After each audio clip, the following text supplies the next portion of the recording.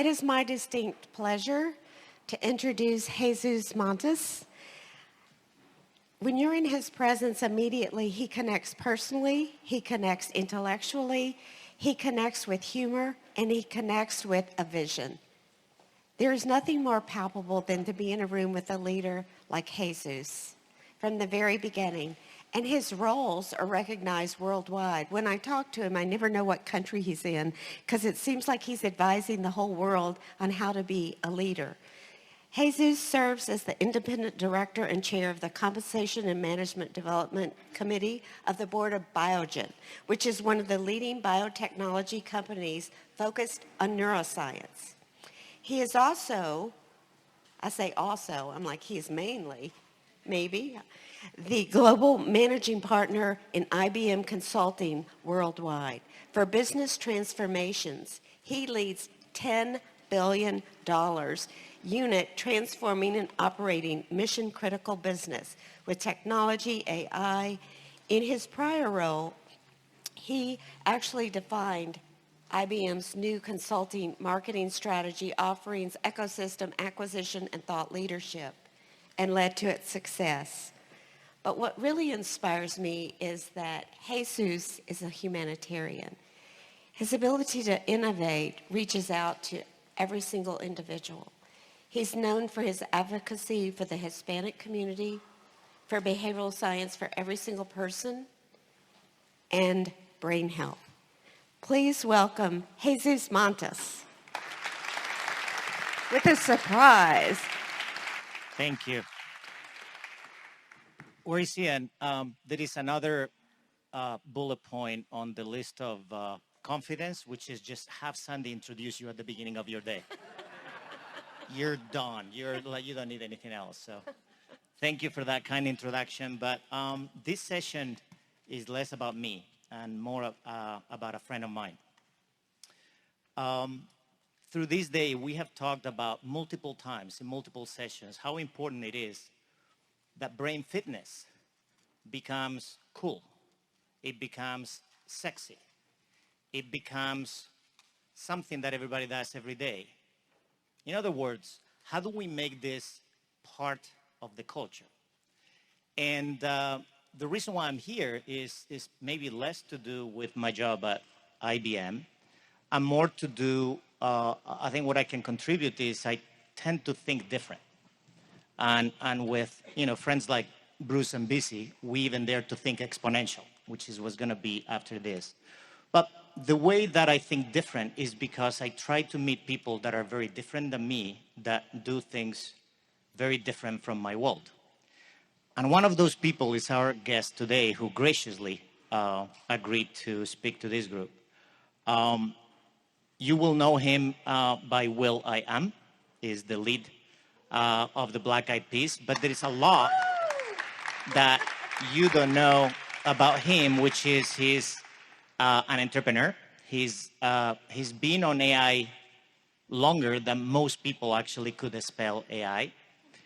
And it is my pleasure to actually introduce him, and Will, hopefully you can hear us. Can you hear us? Yep, hey guys. And hopefully we can see you. There it is. So, Will, one, thank you for joining us. I know that you're in London right now, so you've agreed to do this from there. And I want to start with the unlikely pairing. When people, I don't know if people talk to you about me. I don't think they do. But when they talk to me about you, they say, why, like, what do you have in common with will.i.am? It's like, you're you, and he's he. Why don't you tell your version of the story of how you and I met and how long we've been working together and why we work together? So first off, I'm here in London, and I did talk about you today.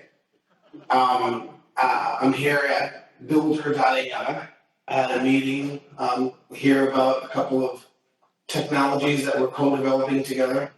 And while we were in the meeting, Sachin said, hey, thanks for introducing me to Jesus. And I was like, oh, wow. So you guys are working with Jesus and IBM? He's like, yeah, man, we're going to do some work with IBM. Jesus is amazing. I'm like, listen, Jesus is my homie. Um, because me and Jesus met at the same place that him and Sancho met, that is at Davos. But I had the pleasure of sitting on the Council of AI with Jesus at the World Economic Forum back in 2017. In 2017. And I've been working in the AI space since 2012. And I got introduced to AI by Professor Patrick Winston, rest in peace, from MIT in 2007, 8, 9. So I've loved this space way back when we were in AI Winter. For folks that are working in AI, we know how cold and hard it was to, get things moving in those times. But working with Jesus is how my company FYI.ai has a really close relationship with IBM and expands my perspective as an entrepreneur. That type of encouragement, mentorship, acknowledgement coming from folks like Jesus um, is it goes a long way. So when I tell my mom, um, she's like, "Where are you going?" I'm like, "Mom, I'm going to go meet Jesus." And so it means something different to my family when we're super Christians. So yeah, me and Jesus. I got a T-shirt that says Jesus is my homeboy, but I really mean it in this sense. Yeah. By the way, he knows the different ways to pronounce my name. He refuses to pronounce it in any other way. Yeah, so So to call you Jesus is just like so regular. So I call it the way it's spelled when that's Jesus. so anyway, so when I like call you next time and your cell phone says Jesus is calling, now you know you're not alone, right? Let's get to our topic here, Will, because I wanna get through this topic. You and I have talked a little bit about it, but your career in music, you've publicly said this before. It's like, well, there's a lot of people that have like an incredible voice, and there's a lot of people that have this incredible talent in the piano. But in a way, your success in music has come from your creativity, and your creativity, if you want, your instrument is a little bit like your brain and how your brain translates what you see around you into something that moves people. In a way, would you say your brain is one of your main musical instruments? And tell us a little bit how does it work? How does your brain work when you're translating, again, when 9/11 happened and you translated that into what is the love, or when 2008 happened and you translate that, tonight's going to be a good night. How does that work? Um, for those that maybe you come across folks who have super fast brains when it comes to improv, when it comes to pattern matching, when it comes to wit. And a lot of these people are hyperactive a lot of the times. And when you don't know where to place your hyperactivity, we know what that is diagnosed with how they diagnose folks with that inability to place their hyperactivity in places that give them this super ability. And there's a lot of people that I meet where I'm like, why and how is your brain operating that fast?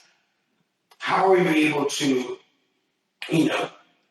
pull all these things that are happening in real time and make sense of them and pay attention to what's going on over there versus what's paying attention there and making it all rhyme? And you see a lot of performers do that in improv.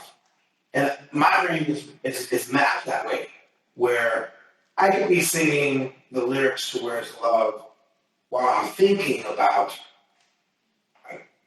writing new songs or what I'm doing that day, or I could write a song while I sing a song.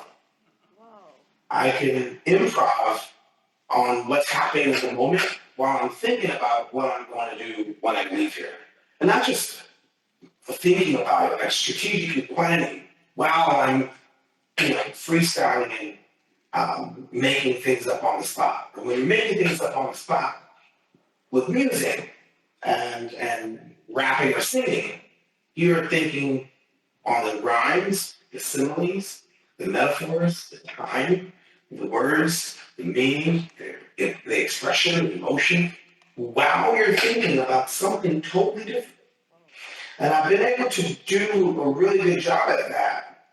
And it's what's given me the ability to, move from different disciplines and apply that same type of brain mapping to future casting, being able to banter and have, dialogue and seeing around corners for, when I'm in the company of folks like Jesus at World Economic Forum, or last year when I attended the Minerva Dialogues with Pope Francis on, the discussions of AI, or work at Intel in the Futures Lab, or work at the levels of Pope executives on figuring out sustainability. It's that brain map on pattern matching and speed of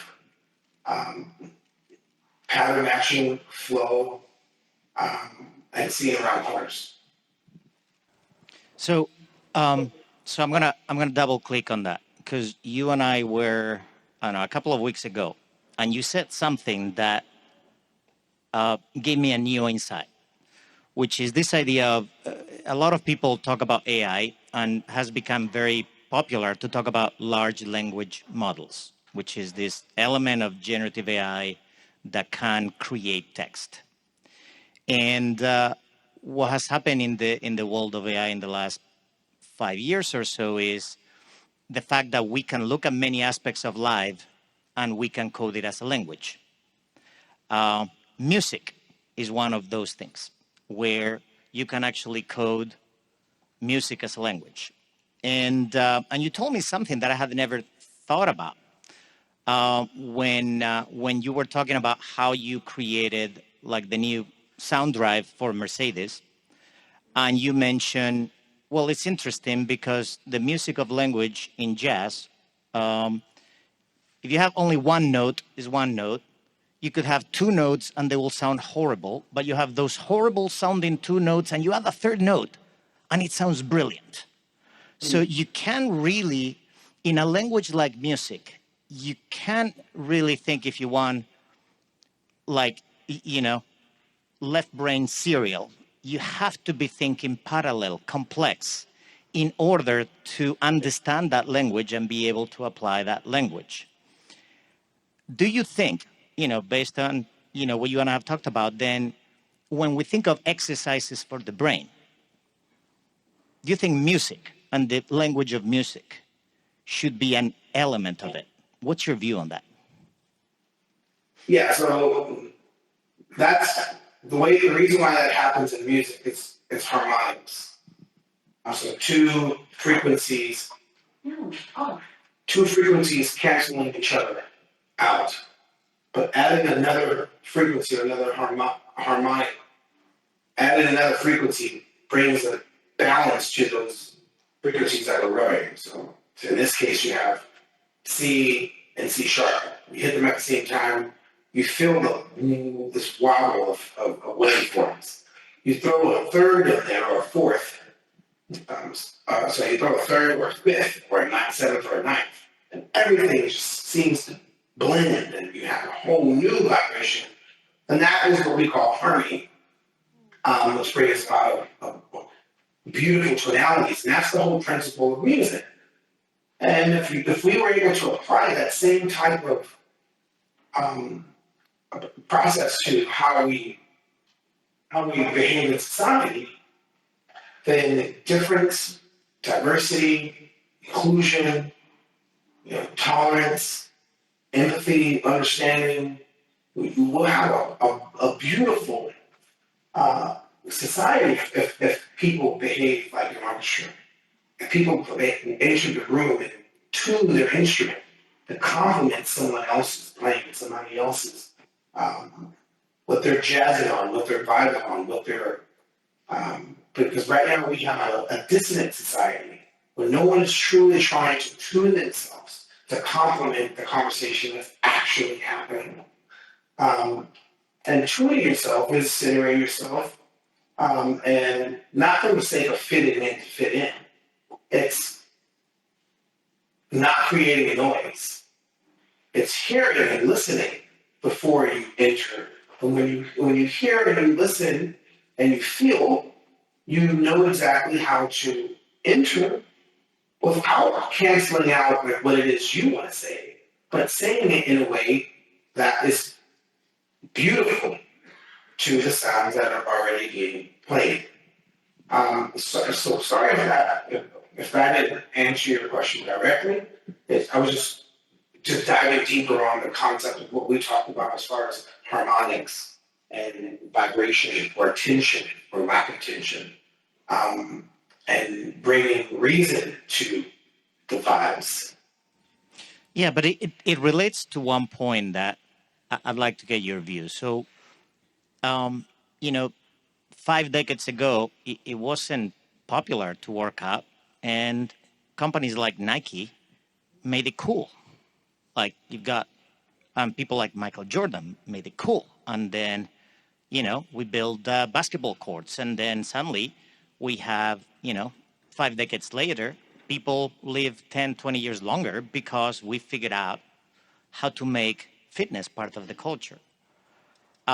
You told me the story about Red Bull, like against all odds, like Red Bull figured out a way how to become part of the culture and beat companies that were 10,000 times their size and their power and their money at their own game because they figured out how to be part of the culture.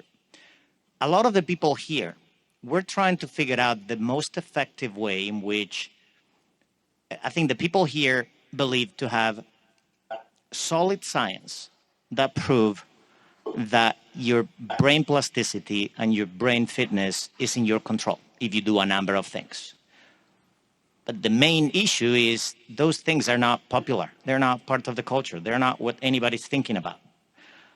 What would you give this room advice in terms of if we're trying to make brain fitness, and I'm using the word fitness instead of health just to try to make it more relatable, how do we make that part of the culture where culture is being formed? First, when you think of brain activity, intelligence, and processing, the first thing you think of is like math and scholastics and memory. And very rarely do you think of pattern matching, critical thinking, empathy, EQ, which is emotional intelligence, and not letting your mind go whack. For the last thing you think of when you think of brain and measuring the brain, think of school first, because they did a really good job. That memories or calculation is the way that measures a brain. Like, what's your GPA? Ooh, things like that. What's your IQ? It's all never EQ. It's never critical thinking. It's never creative. It's never pattern matching from that perspective. But here we are in 2024, and God darn it, the machine is fucking shit up in an awesome way. There's been so much investment to make the machine smart, and no investment to get humanity for it. So if you think of the big companies, these juggernaut companies, and the money that they raise for ChatGPT to be as intelligent as it is, and how old is it? Ever since the Transformer, 2017, 18, 19, 20, 21, 23, 24, 7 years old. This thing is 7 years old. And if I would take my 7-year-old niece and all 7-year-olds, and I tally up the amount of money that was raised for ChatGPT to be this intelligent at 7 years old versus all 7-year-olds invested to make them intelligent, it's like lopsided. So in a very hot second, we need to start valuing critical thinking, pattern matching, empathy, emotional intelligence. The way that, Lululemon is an awesome brand for folks that do yoga. And yoga isn't it's an amazing thing to stretch your muscles and to have a healthy life, physical life. I don't know what the equivalent is for the mind. I don't know what gym I go to for my for my for my brain.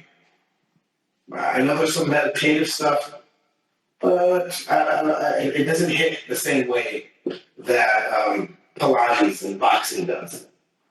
It doesn't hit the same way the way hiking does.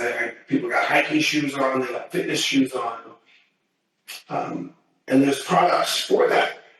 So the mind is like an untapped. We only use 10% of it. Well, what is the training to use more percentage of it?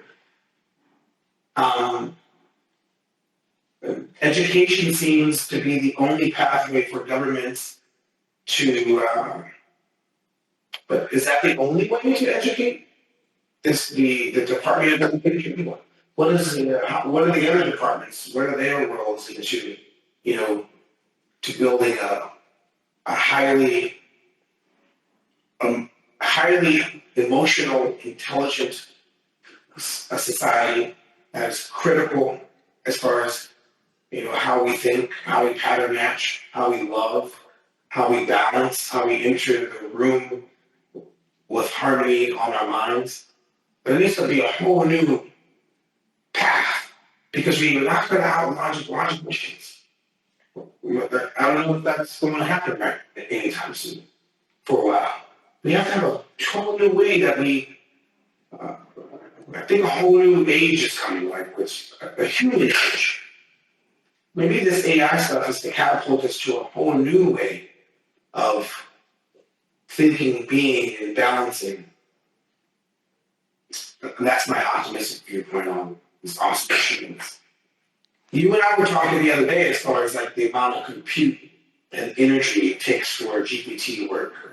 And what did you say? It was like 1 million human minds is the power that it takes to power OpenAI's data centers. Yeah, for about 24 hours. That's about the math. Yeah. Yeah. And so we have this like amazing organism here, and low power for high compute as far as how we process. But we're not given the tools to really heighten how we think, how we process, in using more of our brain capacity, our neural network. I'm a 1,000 freaking ChatGPTs and don't have the freaking how-to fucking unlock that. It's kind of not. What's going on there? Is that an inhumane thing? Why is that the case? Like a lot of people are like, aren't you afraid of anybody? No, I'm afraid of the fact that we don't know how to unlock our own shit. So Red Bull figured out how to get to the entertainers, get to the sports people. There wasn't a Taylor Swift then, but if there would have been one, they would have gone faster. Do you think like maybe BrainHealth, we need to figure out how to engage entertainers? And to your point, the other thing is not make it about intelligent or math, which seems to be somebody else's thing. We have to almost like tie the brain to the coolest thing that everybody desires and say you can get more of that. Do you think that's more the path?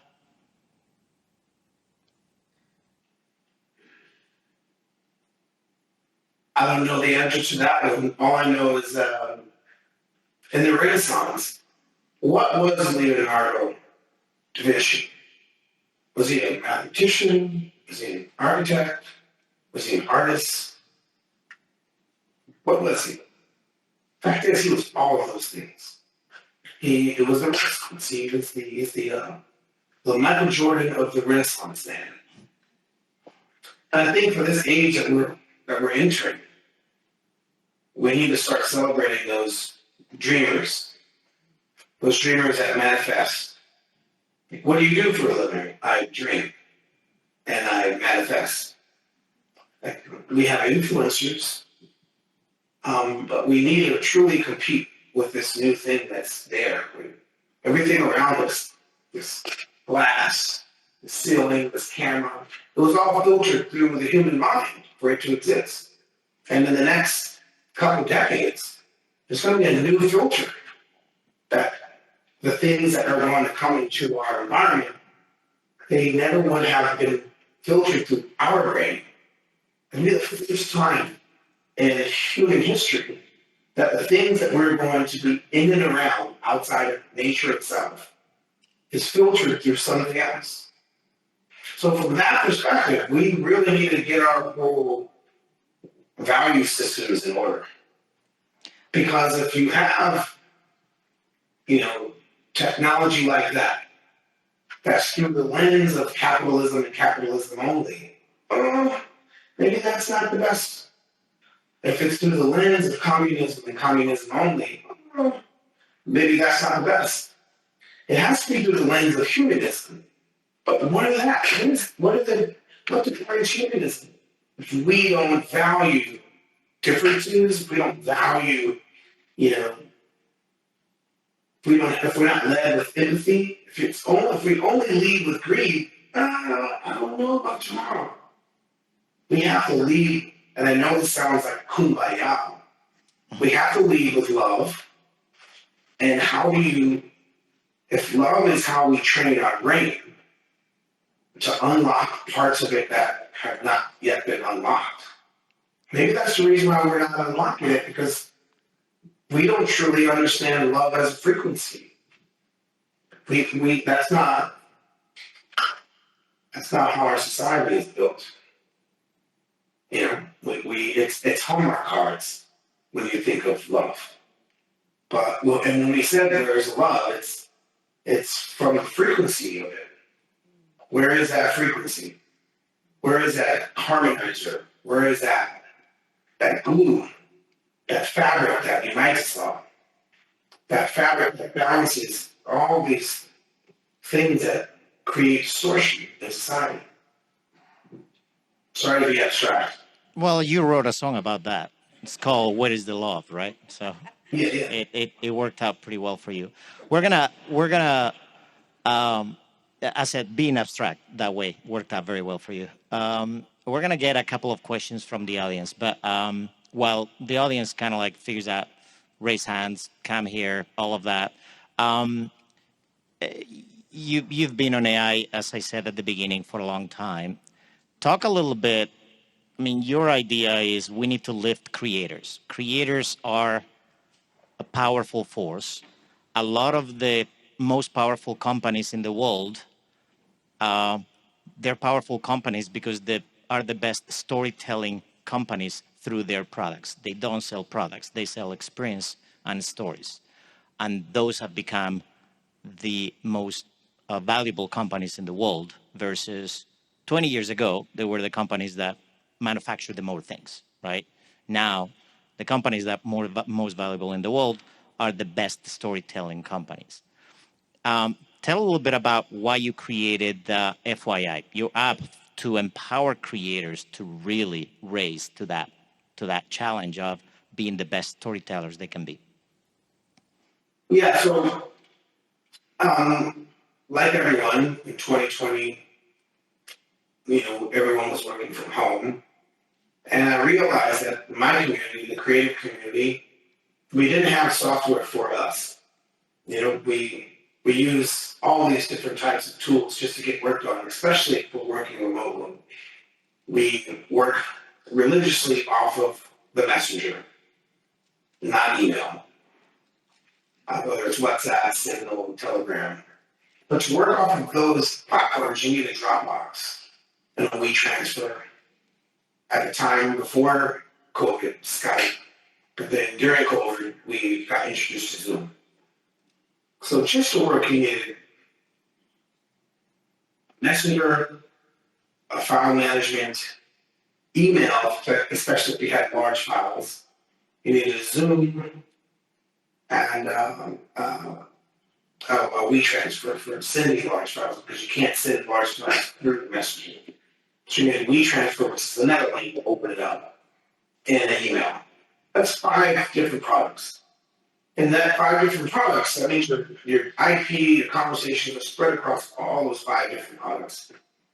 And good luck remembering where that conversation happened. Did it happen on the thread? Was it one-on-one chat? Was it in the comments on Dropbox? Was it in my email? Did it happen on the Zoom? Like, good luck trying to find any of those conversations and staying on track. So I wanted to create like a singular place to have your file management, your calendar, your group threads, your singular chats, your conferencing, all on elliptical curve cryptography to keep all your digital assets safe. Because during the time, COVID told us that blockchain and NFTs, everything was secured. I mean, well, if a freaking JPEG is secured, why can't my whole entire data and my conversation be secured as a freaking JPEG? So we had that same, not the same, but similar elliptical curve cryptography that's key based on FYI. And with generative AI baked in the core. So it's not just you and your team, but you and your team and AI to help you flow better, amplify your creativity. And now the new features that we have is like truly conversational AI on phone call. You're going to be able to bring AI or whatever agent, whether it's the business of creativity, the partnership that we have with IBM, you'll be able to have that AI on group calls. So you call a person in your team, or you call somebody that you are excited to talk to about any subject, whether it's current events, historical information, or just strategy for what it is you guys are working on. You have a phone call with you, your team, and AI. You not only transcribing the call, but bantering right alongside you as your team, you and your team. So that's why I got AI. Yeah, and I think Sandy is going to try to convince you to add a brain health fitness, coach added to it. So we can awesome. we can engage all of those creators to be spokespeople, right? Sarah, Can you see me? you can come here, Okay. and he will see you here. Okay. First of all, thank you, the three of you, for the focus on this topic. And I want to maybe just tell a quick personal story and then ask the three of you something. You talk about leading with love and the frequency of love. And I think for those of us who have been in a long battle, I lost my husband to early onset. Long after he had no idea my name, we could sing every word of every song we did a week before we lost him. We Sweet Caroline from the baseball games with Neil Diamond, and he couldn't walk, but we could dance. And this story is everybody's story. Music is so profound, and so many people, after they've lost everything, they have their music. They have every word.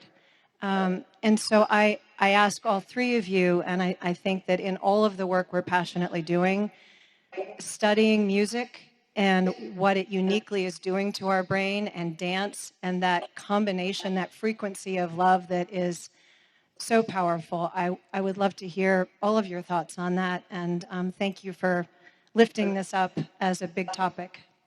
So we'll let Will answer because we ran out of time. Yeah. So Will, music moves the emotions, right? I mean, you've obviously seen that. You've seen that all around the world. I don't know if you have any comments on that, since we're almost out of time. It's really profound. Thank you for sharing that. And I'm sorry for your loss. That's how I lost my grandmother.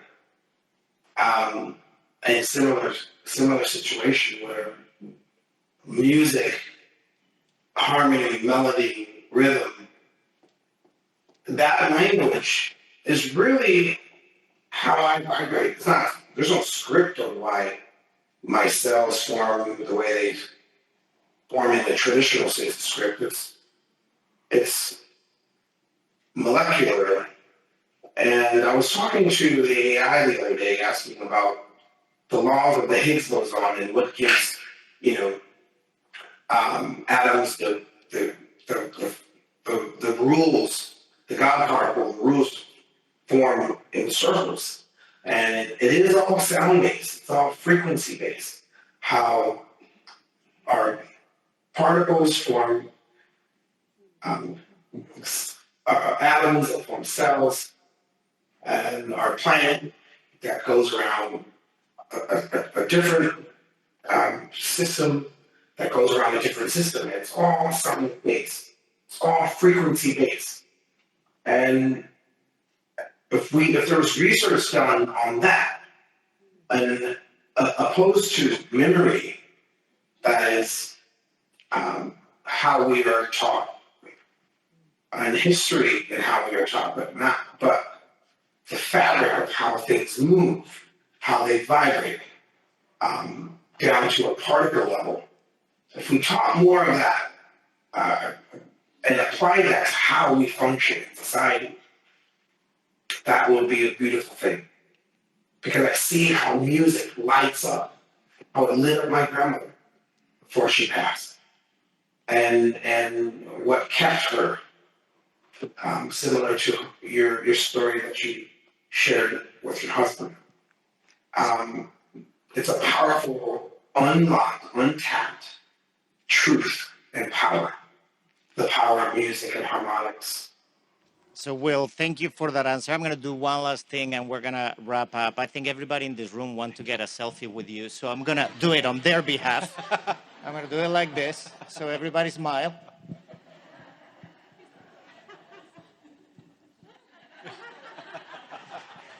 So everybody just got a selfie with will.i.am. And Will, thank you for doing this for us. Thank you for taking the time to speak to us. Thank you, Jesus. Thanks, guys. Thanks. Tell him to come visit. Oh, hey, Will. Sandy is challenging you to come visit. I think they may want to scan your brain or something. So. Oh, I want to see how it works. Yeah, If we do a brain scan, I want to do it while I improv and think. Oh, you've got probably a lineup of doctors here that want to be on that study. So, but you have an open invitation here to the Center of Brain Health on behalf of Sandy. So, thank you again for taking the time. Thank you. Has anybody ever did that? No, you would be the first. I don't think anybody has been freestyling rap. Have you ever scanned somebody and captured them while they're in that pattern matching, hyper focused, wow, multitasking performance way? Have you ever seen that ever done? I'm telling you, I see a few hands up that they'll bring the scan and they'll figure out how to fit you in. So. Yeah, just don't use it to train a large language model. See you guys.